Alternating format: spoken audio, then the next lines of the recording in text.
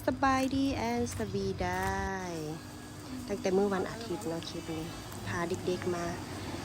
เฮ็ดกิจกรรมอยู่ที่สวนอาหารต้นอ้อยเนาะอยู่ที่บ้านพระขาวถือใจเด็กๆแหงเข้ามาในนี่ก็มีหลายโซนแหงเนาะ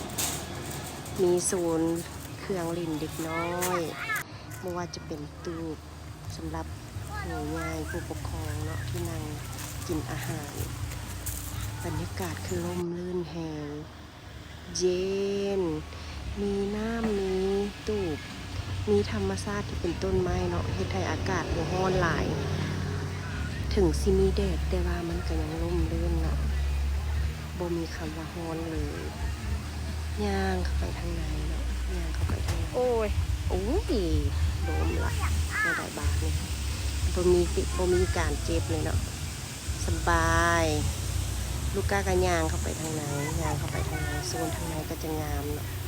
จะมีโซนปากคาบจะมีโซนนั่งจะมีโซนน้ำตก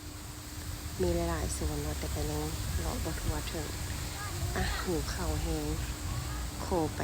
นั่งกินข้าวก่อนเนาะกินข้าวกินน้ำก่อนว้าวบรรยากาศคือแบบเย็นสบายสุดๆบ๊ายบายกินข้าวกันเด้อ